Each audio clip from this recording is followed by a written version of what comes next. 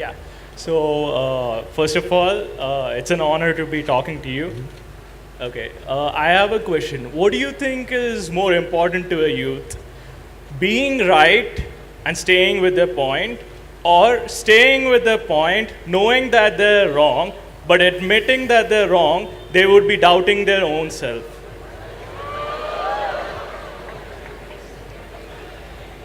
It's not a tough क्या था ओली क्या था? She's asking if you're smoked up.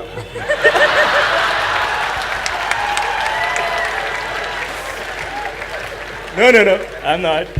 This is how I am without being smoked up. Oh. We can only imagine.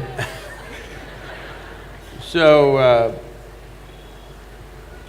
see, it's best, the sooner you get this in your life, it's best, because if you look at life without a keyhole vision of what I want kind of life, if you look at it little larger life, there is no right thing to do in the world. There's no really something called as really right and really wrong. It is just that people are taking positions and saying, I am right, you are wrong. If you go in terms of, in any situation with people, if you talk about who is right and who is wrong, of course I am right and you're wrong. This is the basis of all arguments and fights and everything else, conflict, isn't it? So instead of looking at what is right and wrong, why don't we see what is appropriate to the situations in which we exist? What is the most appropriate thing that I can do right now? What would be best for me and everything around me? That's what I do. This may not be the right thing. If you want to take examples like this, in Tamil Nadu, traditionally, they have this, a real man. A real man means, is called Ayira Ane Konnavanu. That means one who has slain 1,000 elephants, he is the real man. Well, Veerappan got half the way, but we shot him dead as a criminal. So I'm saying, those were times when elephants were just in such numbers, if people had to live to protect them, a man would go not with a Magnum 400, but with a sword or a spear and kill the elephant. That guy was a big hero because he killed the elephant. But today, if you kill the elephant, you know where you're going. So, the question is not about what is right and wrong. The question is, what we are doing, is it appropriate to the situations and the times in which we exist?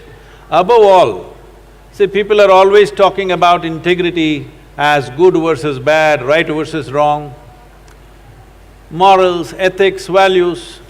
I'm on camera, I'm telling you, I have no morality. For me, my integrity comes from my humanity, not from my morality. Because morally correct people are doing the most horrible things on the planet. People who think they're morally correct, they do the most horrible things on the planet to each other, human beings, and to larger groups, all kinds of things. If you don't let your humanity sleep, well, when you say humanity, the important thing is this, because you asked what makes you a human being. In your brain, there is something called as a reptilian brain, which is approximately the size of your fist. What is the rest of it? That is the cerebral cortex. So the fundamental difference is this, the reptilian brain always wants to set up boundaries. You… in Bangalore city, are the dogs peeing all over the place? Are they? Hello? I'm just asking, is life still working? So he's peeing all over the place not because he has a urinary problem or something. He is building a pea kingdom. He's setting his boundary all the time. This is his nature. He cannot think beyond that. He has to set his territory, he has to set his kingdom. The most fantastic thing about the human being is, we can use another dimension of intelligence which has happened only to us on this planet, that we can think beyond our boundaries, we can live without boundaries within ourselves. Well, we've still not built a world where we can erase the national boundaries and other boundaries and live, but at least in our minds we can erase our boundaries. If you do this one thing, if you have erased the boundaries in your mind of who is mine, who is not mine, do whatever the hell you want, everything will be right.